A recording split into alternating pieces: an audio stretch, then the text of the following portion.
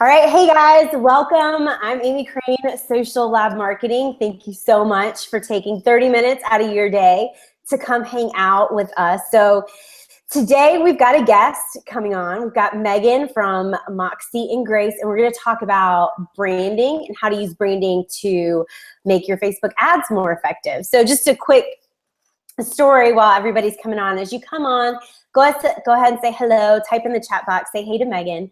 I actually found Megan on Facebook. One of her Facebook ads popped up in my news feed, and I was just like, I fell in love with her ad. The copy was great, her image was great, and I was just like, this seems really cool. Like, I want to check this chick out. So opted into her list. I loved getting her email, so I started stalking her, and I sent her an email, and I was like, hey, I would love for you to come on to my webinar because seems like she'd be a really good fit for you guys. So I know branding's one of those things, especially for me, that's just kind of, you know, it's one of those things that I feel like you think you've got to be a big company to have branding, or that if you get your logo done, then that's really all you need, and that's your branding and you're set.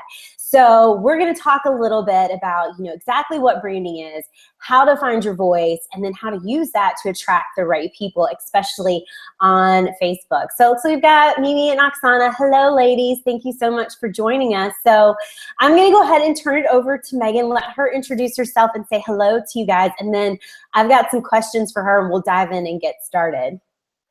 All right. Hi, everyone. This is so exciting. Okay.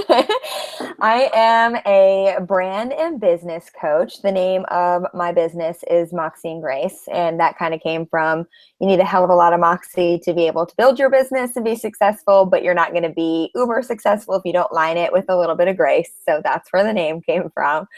And I help people I help creative entrepreneurs kind of get their branding together, their messaging straight, and then once you get all of that together, kind of help you get through then the business stuff that comes along with it. Because once you get a rock star brand, everything else kind of falls into place from there.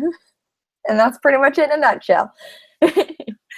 Awesome. All right. So let's talk a little bit let's dive into like what branding is. So like I said, most people, like when I started my business, I paid a lot of money to get a logo that I don't even use anymore. So I think most people think that branding is you whip up a logo, you get some business cards made with your colors, your website's a certain color, and then you're set and you're on your way, and that's all you need to do. If I had $1 for every time I heard that branding is a logo, I would be a multi-billionaire at this point. That would be amazing if that was true. Your brand is not your logo. Your logo is a piece of your brand. Your brand is essentially, I like to explain it to people as it's kind of the impression that people get of you and your business. It's the experience that they have with you and your business. So it's something that should come across in every area of your business. And I mean, this even translates into the way that you dress when you're representing your business, your voice, your goals, your mindset, everything that you do on social media, even your personal Facebook page, which a lot of people don't realize. And then your website and everything else kind of branches out from there. So your logo is a tiny little piece of it, a super tiny little piece. But you really need to be getting your voice and your vision and then work on the visuals and branching everything out from there. So your brand is everything, not just your logo. That's kind of how it works.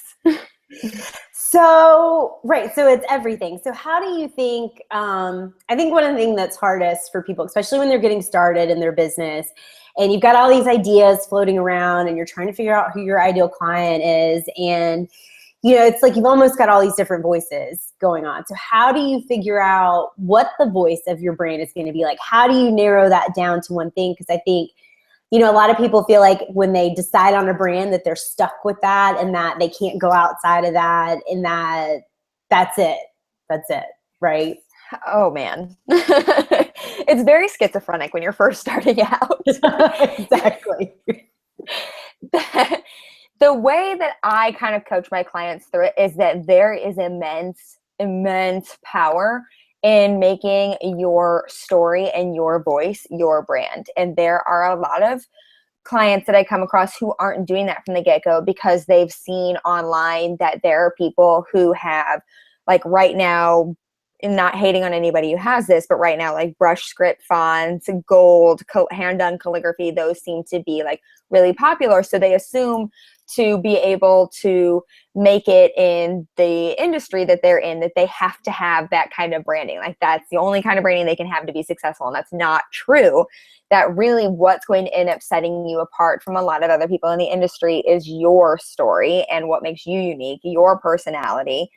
So kind of bringing it back to what's going to be the best representation of you, you know, making sure that you're sharing your story at every turn, because that's how people are going to connect with you. And what kind of connection that's going to create is an emotional connection, which is actually the best and deepest kind of connection that you can have with somebody. And if you can get your client to feel that way, you know, just from landing on your website, like you get it and you share this with them, they'll love you for forever. So finding that from the get-go, what I actually have people do is I do it on the phone with my coach or with my coach. I have people do it on the phone with me as their coach. There are some clients though who prefer to kind of go rogue with it, which is fine. And I have them either leave a voice memo to themselves on their phone or call your best friend if they don't think it's totally weird and they're willing to help you out, or your entrepreneur or business bestie. Call them and tell them what your story is and record the phone call while you're talking, because you're going to talk to them in a way that like they're already your best friend. You already really enjoy kind of having that conversation with them. You're not going to be super uber polished with them. And then type that out verbatim and you have found your voice. It really is. There are no big secrets. Like it really is as easy as that, kind of getting down. This is how you talk to people. A lot of people try to edit it too much. And then you end up with kind of this weird, boring-ish version of yourself, which is never what you want to be putting out there to connect with people who you want to spend money on you. I love that, because I think you're right. I think we do, like we edit stuff out too much especially when we're writing. And like when I tell people when they're writing their ad copy, like you just need to get it out onto paper, because we're so critical and we've got that voice in our head. So it's like, well, is this a good headline? No, that's terrible. I'm not going to write that down. So I think that that's brilliant to actually record yourself, listen to it, and then just type it out. I love that. And I'm sure you'll probably hear something in there that maybe you didn't realize. Like you probably catch on to things that you say or the way you communicate that's unique to you, but you're missing it if you're just sitting down and writing it. Definitely. And I cuss like a sailor. I might be a little bit of a problem. But there are, you know, a lot of my ideal clients resonate with that. They're like, I like that you know, were honest about the way that you kind of view things. And whenever you're thinking WTF about something, you say WTF about something. Yeah. And it makes everything a lot easier. It was amazing how much easier marketing, branding, newsletters, Facebook ads, the whole 9 yards was once I figured out what my voice was and that it was just me. So now I've gotten to the point where I send out weekly, I hate the word newsletters, so I send out weekly chats is what I call them. And I send them these newsletters that I type out in probably an hour, and the only time I go through and edit them is just to make sure like my grammar's correct, that I spelled a word right and didn't completely butcher it. But I don't go through and edit and say, oh no, I want to say this phrase differently because, you know, maybe it's a bit more PC or a little bit more correct. And it took a little while to get there, but once I realized that even if, you know, people unsubscribe from this, you're not my ideal client, don't connect with my voice, and I need to be celebrating that you unsubscribed and that you didn't like it instead of getting down on myself. Yeah, because I think that's something, especially in the beginning, you know, when you're building your email list and you've got people coming on, it's like, you don't want anybody to unsubscribe. I mean, I know when I would I was like, oh God, why did they unsubscribe? Like, where are they going? You know, like, what didn't you like? But then you realize that that's okay, that that's good, because there's something that's not resonating with them. So it's not a good fit for your list. So it's better to be to be yourself, right? And to find that voice so that people are attracted to you. And then two, you're attracting people you want to work with, right? Because if you're putting off a certain type of vibe, you're going to attract those kind of people. And hopefully that's going to be the people you want to work with the most, instead of getting the people, you know, that kind of turn into those clients that, you know, every time you get an email, you're just like, oh God, here we go again, right? I've gotten plenty of those emails. Yeah, I think we ought to, but I think as you get clearer, you kind of start to weed those people out, right? Definitely. I just sent out last week, I sent out the subject line of my newsletter was, "You're invited to my yay, they unsubscribed party." Inviting people to open up a glass of wine and hang out with me while I celebrated people unsubscribing from my email. And what was super ironic is that I had people unsubscribe from that email. Of course, right? I love that though. That's so fun. It's a good way to spin it too, because I think, yeah, you know, I think people get caught up on that unsubscribe, and you just got to let it go. It's a good thing. Definitely. I've noticed it being a trend in my Facebook group, people being upset, and, you know, how do you handle it?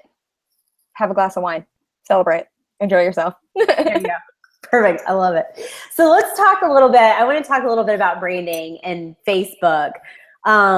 So you talked about, you know, your branding goes into everything, including like your personal Facebook page. So what types of tips? Because, you know, and I get this question all the time, because our business, you know, you've got your business Facebook page, and then you've got your personal page. And of course, you're going to get friend requests from people that are clients or people that want to work with you or whatever. So you still need to have a personal page that's, you know, branded for your business, right? Or that people can at least make that connection.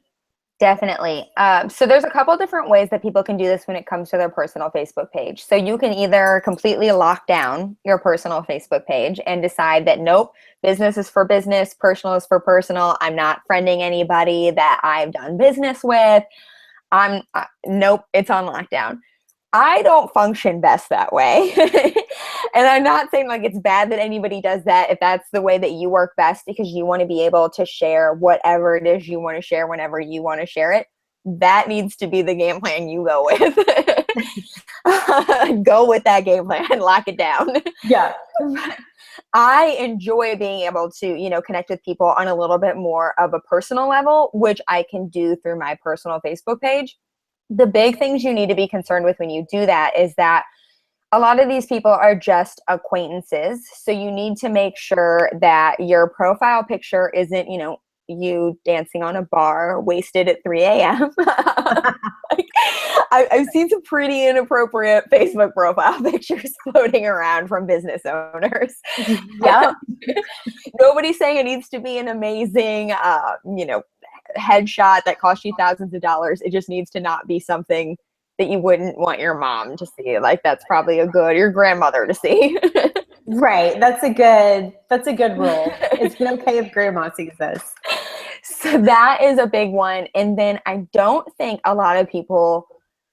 think people realize this. I don't think a lot of people are cognizant of it, that when you're having conversations with people that you're not like uber BFF with, is that, you know, what are the two major rules when you're meeting with people? You don't discuss religion and politics. And a lot of people use their Facebook to discuss religion and politics, or even if they're not discussing religion and politics, they're liking posts or news articles or stories about religion and politics, and those show up in other people's news feeds. Yeah. I can see that you liked this uber charged political post, and if it's not something I agree with, depending on the type of person it is, you could have completely turned that person off, and that could ruin any business deals you could have with them in the future. Some people get that way, and you don't want to be putting yourself out there where now you're shutting down potential business opportunities because they don't want anything to do with you because they don't agree with the way that you think. I'm not saying that's the best way to do business. I'm saying there's some people that do business that way. Sure. So try to keep it, you know, post some personal things. You know, I usually post like funny stuff, or, you know, hey, I'm at a St. Louis Cardinals baseball game. You know, I love Yadier Molina, and there he is standing right in front of me. It's the most amazing day ever. You know, funny stuff, just kind of things that get peeks into my personal life, but nothing too extreme. If you're somebody who doesn't want to have to think about that as you're going through it, lock your page down because you don't want other people to see that, or don't friend them. Another one is, what else was there? Making sure that you link your profile page, even if you're not friends with somebody, making sure that your work stuff is visible, that your occupation for your company is visible, and then it links to your page. I've had a ton of people who post in Facebook groups and they talk about stuff that sounds super interesting. And I'm like, oh, your business sounds sweet. And then I go to click on their profile so that I can go find their business and what they do, and there's nothing there. Well, people have the attention spans. It drives me nuts. People have the attention spans of 2-year-olds. They're not going to go hunt you down again and try to find out where it is that you work, what the name of your business is, what's your website, where's your Facebook page, when they could have just clicked on it right there and you could have had a deal done in an hour. And you missed out on a major opportunity there. Yeah, I think that that's a big win, because I'll do that all the time. I'll be in a Facebook group and see someone talking about something, like, oh, I want to check this person out. It sounds awesome. And then you can't find their website. You can't find their Facebook page. Like, it drives me crazy. And it's such a simple thing to add too. So it is. It's so easy. It's your business. It's your business. So you should have it there. Exactly. If you're part of branding you as your company is making sure that you're putting your company out there as much as humanly possible. And it's such an easy way to get business, to get Facebook page likes, to get people in your Facebook group, to get people on your newsletter. I don't understand why more people don't do it. Yeah. So everyone go take a look at your Facebook page and make sure you've got it linked up there. So let's talk about how you created your Facebook ads and your branding, because like I said, so if you guys missed this, if you signed on a couple minutes late, I found Meghan because one of her ads popped up in my newsfeed, and I loved her copy. I loved her images. They were bright. They were fun. And I'm always looking at people's ads, right? And seeing what people are up to, because that's what I do. But this was one of the few ads that really stood out to me. And I was like, this person looks cool. This looks like somebody that I do want to get to know. So I started stalking her. I got on her Facebook page and I was on her list, and I was like, come be on the webinar. So that just goes to show how effective your branding is, because with ads, you've got so much competition and there's so many ads out there, and not all of them stand out. I don't know how many I'll just scroll past during the day because I'm like, oh, that's boring, or that looks like everything else. That's the same headline everybody else is using. So, so branding can help you create more effective Facebook ads. So tell me a little bit about your process when you're creating your ads. So when I'm creating my ads, it usually takes a little while, which I think people have this misconception when they're going to launch Facebook ads, it only takes 5 minutes and they put it out there and it's a success. and it probably takes me a good week to develop, okay, what do I want even to name this challenge? Because I want it to be something that's catchy to me. I want it to be something that sounds like it's something I would say. So my last branding webinar was called The Branding Struggle is Real, because it is. People struggle with it. I can get down with that whole concept. So that usually takes a little while. Once I come up with a name, then everything else kind of flows from there. When it comes to ads, probably the biggest thing I know people struggle with is that they can't use a lot of words, because the image on your Facebook ad, it can only have 20% text. And people get so hung up on that no, I have to have 10,000 words on there or it won't be effective. And that's not true. What it needs to be is some sort of an engaging image. And one thing that I really love that I have are pictures of myself that I'm super proud of. And you don't even have to invest hundreds of thousands of dollars with a photographer. Find a photographer that you click with and have them take, pictures of you laughing, I've seen the pictures of people pointing at things. I've seen that I'm like, that must have been so awkward taking that picture. That I can use those to kind of help engage people, that I'm fun, I'm quirky, I'm super colorful. And so kind of finding an image that's okay, I need it to be colorful and I need it to relate to what it is that I'm going to talk about. So my next challenge is about list building. So I found an image of a super creative, colorful looking desk, and then a picture of me laughing. And that's kind of what I combined to make my Facebook ad. It's on brand, it's colorful. My brand, I don't think I could fit any more colors into my brand if I tried. When they land on the website, it's the big image. It's, super simple to use. It's, click on, get the info, type in your information, you get sent an automated email. And when, I'm thinking of the copy that goes above the ad, that's more just me talking. It comes back to what's your voice. And if your voice is you, because I think that's the most powerful kind of voice you can have in your branding is your own. That takes a few minutes, and it's just kind of starting it off with, are you tired of XYZ, or is this not working for you anymore? Or is that not working for you anymore? Do you have a friend wanting to hang out with us? That's my cat. She's like, she knows like if I'm doing a webinar, if I'm on a Skype call, because then she's like, oh, she wants to like prance in front of the screen. So that's Mabel, everybody, if you hear her meowing. Hi, Mabel. The joys of working from home, running a business out of your office. Definitely. I can hear my dog scratching at the door on the other side of my office. Sorry. So I would definitely say that when it comes to ads, just making sure, again, that it's real, making sure that it's visually engaging. Don't pick some picture that if you were scrolling through your own feed is just kind of mediocre, or it looks like something that your neighbor could be doing. You need to have something that's a little bit engaging, just a little bit different. Normally, I find a lot of pictures on Dollar Photo Club. I know that there's like an application process you have to go through, although I've never heard of anyone being turned down. I don't know if I should say that. I love it. Yeah, I think anybody, you got to go through it, but anybody gets access to it. So. I think it just like tries to make them look better, but all right.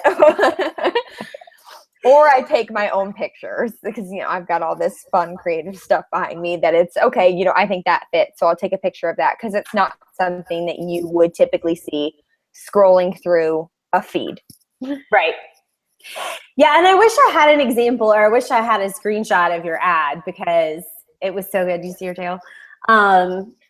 But I think if you guys pop over to her Facebook page, you'll get a pretty good idea of like the types of images that you use. But what I loved is it was a photo of you, but you were just like happy. It was very engaging. Like the background was interesting. And you use really bright colors, which I use a lot of bright colors too, but the colors were bright. And so it really drew my eye to it. And then your copy was, it was like you were just talking. Like it wasn't this stiff, headline of, well, are you feeling frustrated and overwhelmed? Or are you feeling like this? It was just, hey, like very conversational, which I thought worked really, really well for your ad. It got my attention and drew me in.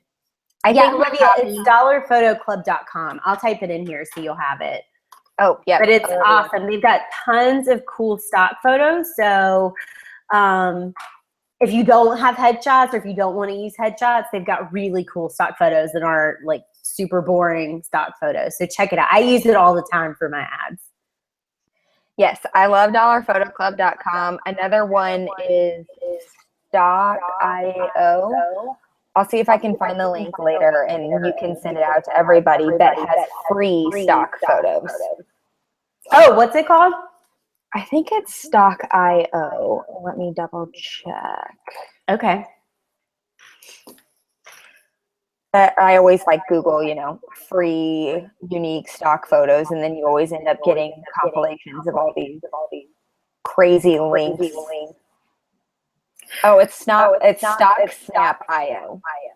Oh no, Oksana said that Dollar Photo Club is closed for new members.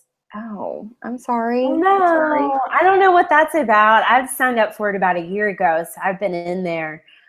That's a bummer. There's a link to free stock photos that I usually almost always go to this article. So there you guys go. Megan just shared a link there. Susie, if you go, is your Facebook page, it's Moxie and Grace? Is that your Facebook page? Yes. Susie wants to check out.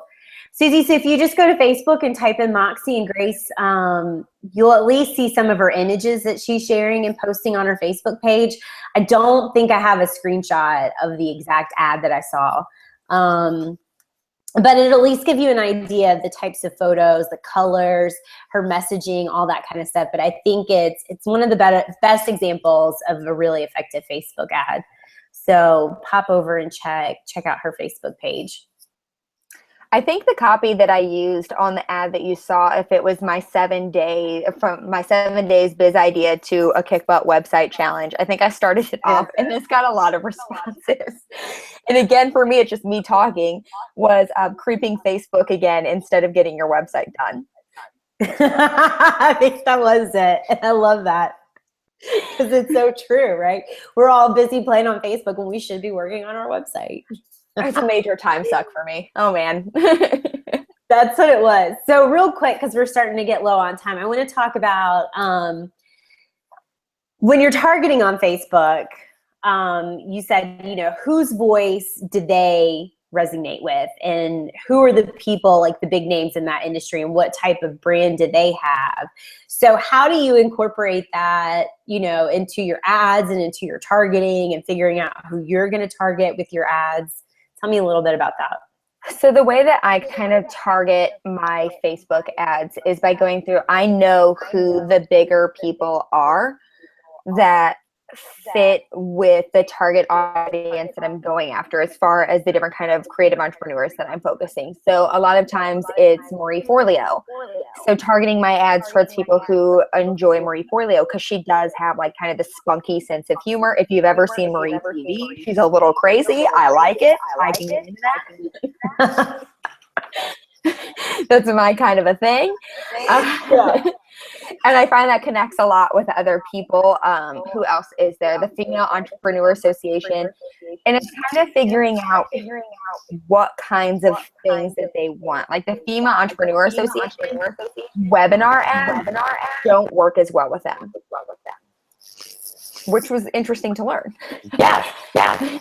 But it's kind of figuring out, okay, that was who your target client was and who their market is. Their market doesn't respond as well to this kind of stuff, so maybe don't spend as much money on your Facebook ads with them. Marie Forleo does really well with kind of like the quirky kind of voice, which is my voice, so I never really have any problems no matter what kind of an ad it is there. Female Entrepreneur Association seems to be a tiny bit more polished.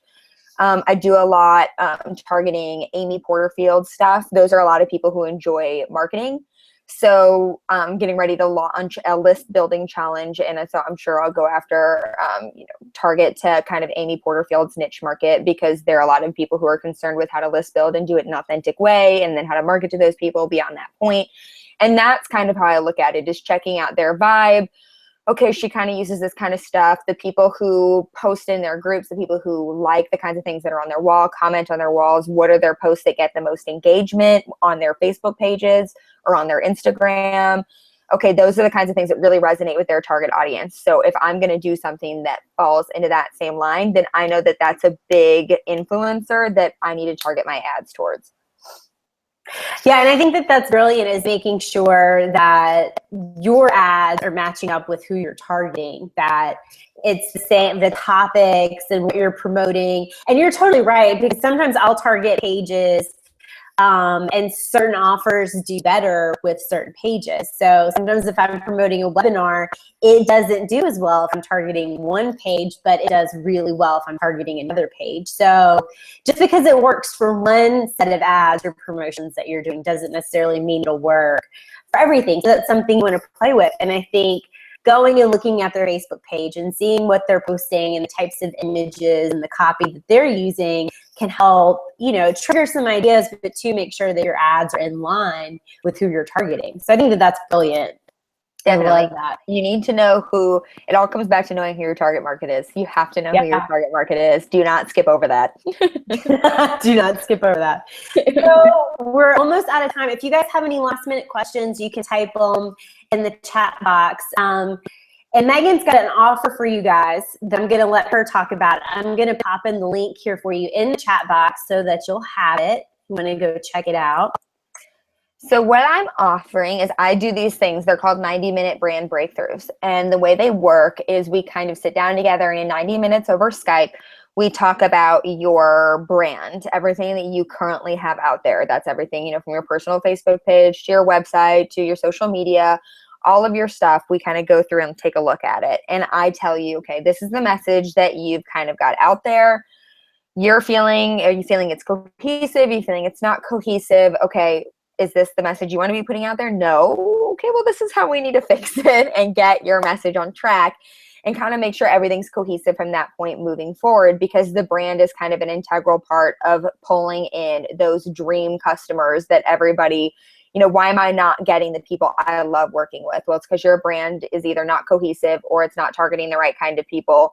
It's not, creating that emotional connection with the right kind of people. So they're ignoring it, and you're getting people who you don't want to work with, which is it's never fun. Never a good thing. No. So those are typically $348 for the 90 minutes. But for everybody who decided to come hang out with me and Amy today, because I think we're pretty awesome, that I'm going to do 20% off. So Amy posted the link inside the chat, so you guys can go check it out on the website, read a little bit more about it. If it's something that sounds amazing to you, shoot me an email. Let me know that you checked out the webinar, and we can kind of go further from there as far as a 90-minute getting your brand on track, giving you some major revelations about your brand and all that is concerned. Awesome. Okay, so the link's there, so you guys can check that out. You've also got Megan's email, so you can email her, but definitely go check out her website. Get on her email list, follow along with her emails, because her images, her copy, everything is brilliant. So especially if you need help with branding, which I think most of us do. So, all right. So we're out of time for this week, you guys. So thank you so much, everybody, for coming and hanging out with us. And thank you, Megan, for stopping by to hang out with me. You shared a lot of great information. So next week we'll be back. Next week we're going to talk about conversion pixels and custom audiences. So we're going to get those pixels set up the right way so that you can start to retarget people, bring them back, track conversions, all of that good stuff. So we'll actually be spending a good bit of time on Facebook walking through how to set all those up. So keep an eye on your inbox. I'll send out all the info next week before we meet. And I hope you guys all have an awesome week. I will see you guys next Tuesday. Thanks, Megan. Thank you. Bye, guys.